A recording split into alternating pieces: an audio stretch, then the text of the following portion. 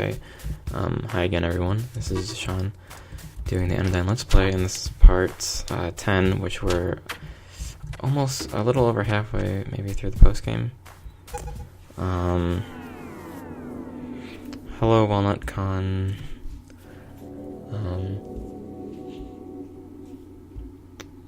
So we have to... Yeah, so I hid one here in the fields area.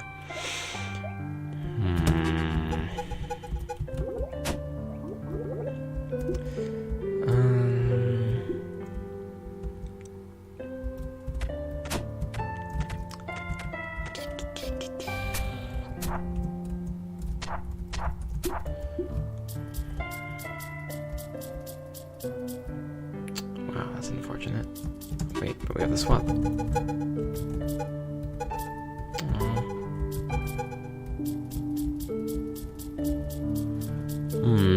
Okay, I have to go around then. Oh god. Okay, yeah, so we have 3 cards left to find. They're all like 4 really, but then we can go to the debug area. So if you've been following even the ocean development at all, this fields area is kind of what a nature area equivalent in that game will be. And what that is it's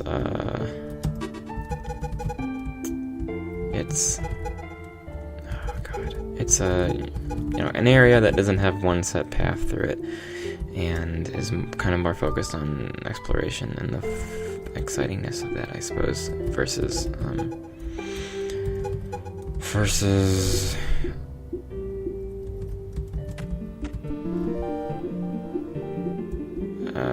just going through one set of challenges. Hi, Annette. I'm glad that everyone, all your roommates like my voice. That's nice. I should do more Let's Plays. So let's see what this one says.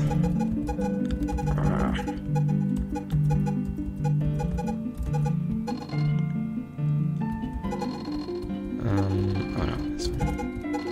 What do you mean mine doesn't grow on trees? Okay. Okay. God. Yeah, so the fields area is definitely the biggest in the game. It's like 10 by 10 screens. So it's one of the nice areas.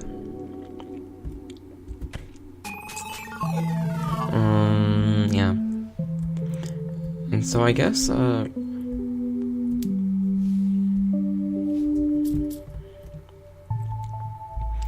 yeah, as I said before, I didn't really hide any of these, like, impossibly. They're all hinted at in one way or another. It's just that some are hinted at, a lot. You kind of forget where stuff is hinted at with. And yeah, Mike, I mean, I think it would be fun to do Let's Plays more often, especially since it's a community that really you need to be privy to in the future with the way Steam is going and marketing. Plus, I don't know, it's fun to sort of build up a set of fans to watch you inanely comment on video games. So, once I get settled down into a new living situation, I might think about it, if my internet's good enough. Set a schedule for myself, I guess, 3 times a week or something. Yeah, I was in the middle of doing a Kirby Superstar Great Cape Offensive Let's Play. I did 2 episodes, but I stopped it. Well, it's really only a 4-episode Let's Play, so I guess I can finish it whenever I want to.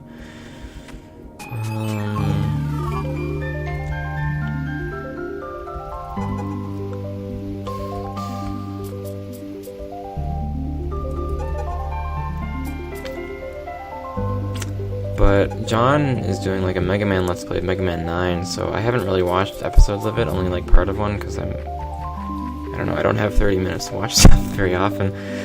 But what he's also been doing is playing random games from Game Jolt and writing Tumblr posts on them, so I think it might be a good exercise to pick random games, contact the author about it, and sort of do a Tumblr post on the design of it, and sort of what's bad about it, or what's good about it. And I think that's motivational for those for those developers, because most of the people on Game Jolt are pretty unknown, and so I guess it's motivating when they get people to play their game, and I think that's just good. So I think that might be the angle that I go at with a Let's Play series. Picking random games off of Game Jolt, which is, if you know Game Jolt or Congregate or Newgrounds or any of those free game sites, it can be you can get a really great game, but a lot of the time you can get a really janky, train wreck. Okay, so we just opened up this place. So this is the Temple Grounds area, but this is the tile set that I made myself before John started working with me in the middle of 2012.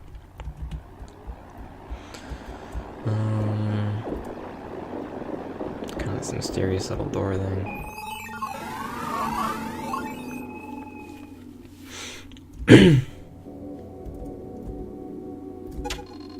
Whoops.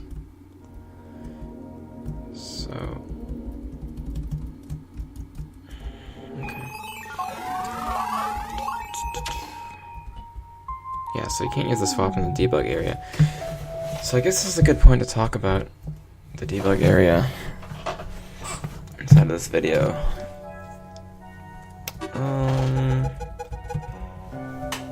Yeah, so this debug map was used occasionally to test stuff in the game before going into dungeons.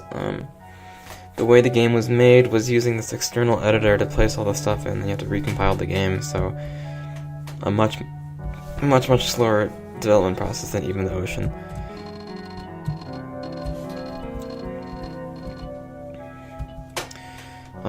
So this right here is testing the reflections, which is only used in one place in the game, which is the windmill area. This was testing foreground tiles that you can pass through. This is testing one-way collision tiles, which I don't actually use in the game.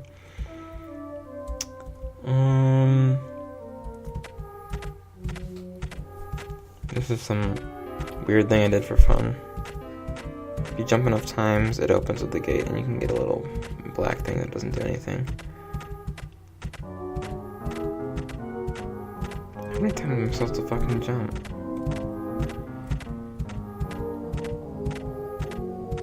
Oh my god. Okay. Ooh.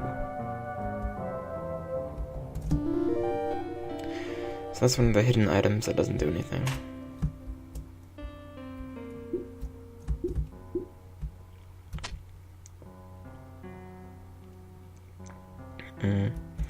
This is testing the different levels of the different distances of the bounces. This is testing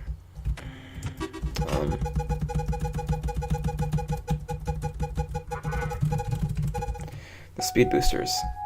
More speed boosting. This is more of the tile stuff and the tile that slow you down testing. The river conveyor belt testing stuff. Dust tests at NPC. It's the music and sound effect test that I programmed on an airplane when I was really bored. And those were pickup keys. Keys you can pick up without... When enemies used to drop keys, but I stopped that pretty early on. Yeah.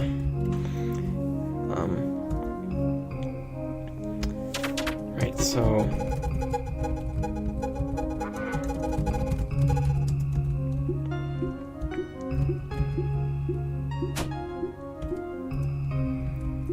This is another post-game dungeon, which is based around rafting, and sort of these really weird, yeah, so this isn't too hard as long as you just take your time, and it leads to one of the last cards in the game. Ooh.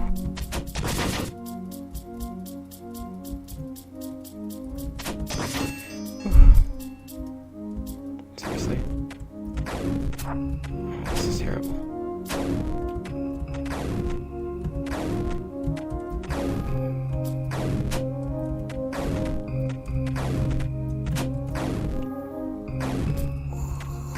Okay, I'm gonna fuck up. Nope, I got it. Oh, phew, okay. That was terrible. Okay, so that's the last card. And that's the previous guy from intro. These are just some... So we have all the cards, and we go through that very, very last super secret gate. Scening... I don't know, maybe that was my really attempt at bad puns. Wow.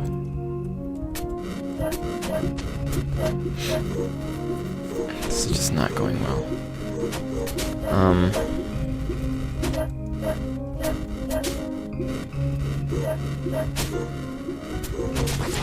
It's playing a fucking Mitra song too. Oh my god.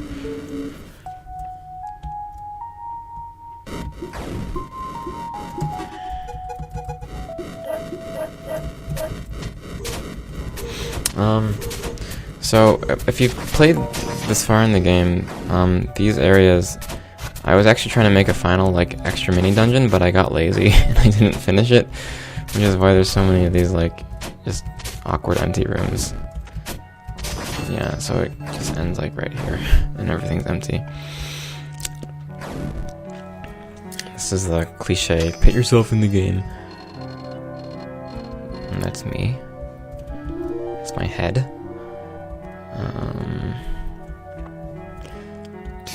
And that's John. We're not gonna get the John treasure box because it takes up time, but we are gonna go back to Nexus.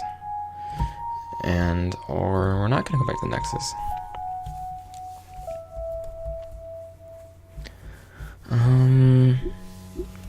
Yeah, so we're going to now... So we finished the debug area, and... Let's see. Well, what I'm gonna do first is save here. We're gonna save and quit the game so we can turn on back on the normal screen scrolling. And then I'm going to get... I don't know, what do I have left? Okay, so I have some of these, like, the white thing, which is hidden somewhere. The green thing, which is where you wait a long time to get it, and the blue one, which is hidden on the side of the ocean in the beach area. And the rest of these are hidden, I think, in the fields area. I'm not sure. Let's see what the FAQ says.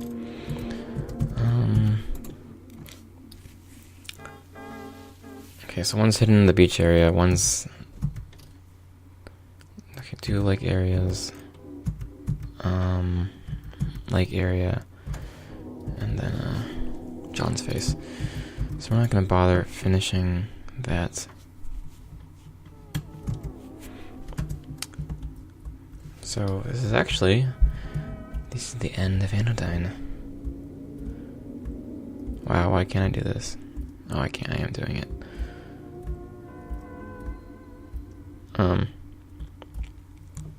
So we're gonna get the 49th card. And one interesting anecdote about the 49th card is that it used to actually bring your card count... Oh, this will all make sense in a bit. Okay.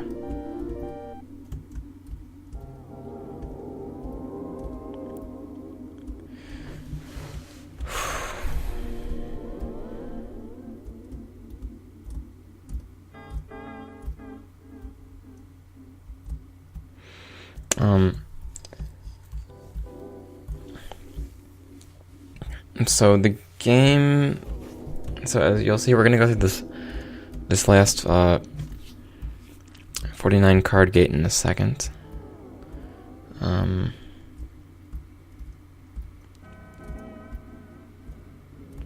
Great. Yeah, so this is kind of just talking about, oh, what is this place? If only you could get through. So you do have 49 cards. Curiosity is a great thing. I think so. Alright, so the final room in the game. So funny thing is that red card used to... Oh, it still does do it. That's terrible. Oh no. It says you have 50 cards, but... You're never supposed to actually get that many cards. I don't know why.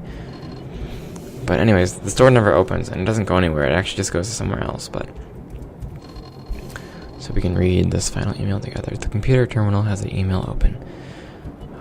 Parts of the screen are broken, so only parts of the message are visible in between black blotches. The email reads, "Hello, Young. It seems that 50th card and maybe you shouldn't worth thinking about. Do you think you're ready? Wake up." So the end of the stream.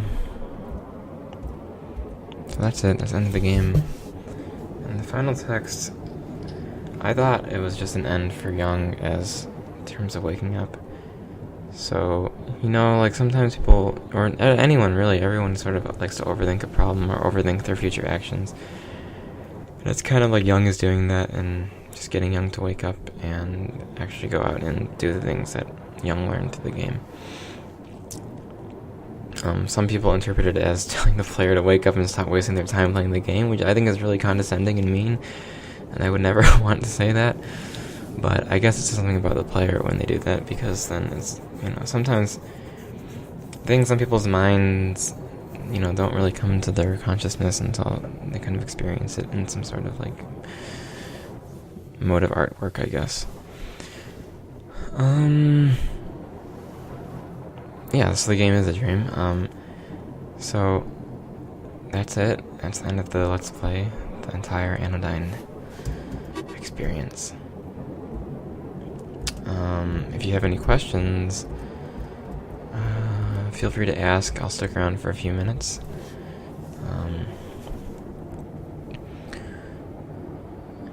Yeah. So I guess, you know, while we're here, we can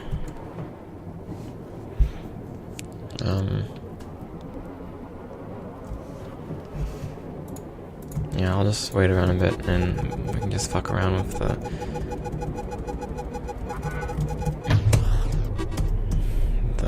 mess up everything in the game. Wait.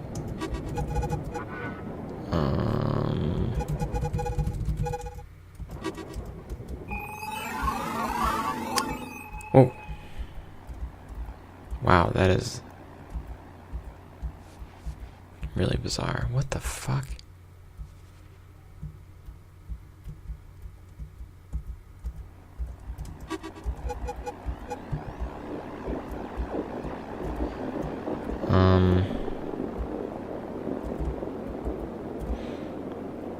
Yeah. Okay. Gonna be closing the stream in 5 minutes.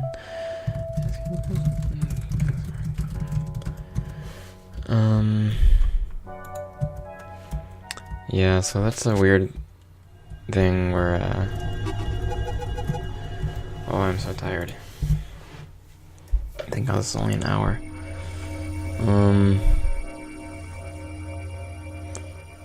Yeah, I don't really have too much to say otherwise. Music, design of the game, yeah.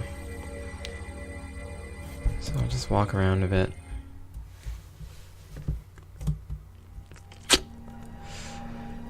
Yeah, thanks for coming by.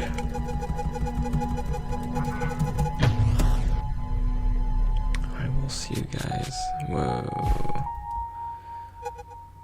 Yeah, okay, I'm done. I'm so tired. Streaming is tiring. Thanks for watching. Bye, everyone. That's a really lame way to end the Let's Play. This has been the 10th episode of the Anodyne Anniversary Let's Play by Sean. If you watch, I hope it's been informative in some way, or entertaining. I think John is planning on doing one as well, so that'll be coming out in the future. And yeah, happy February, happy January. Goodbye.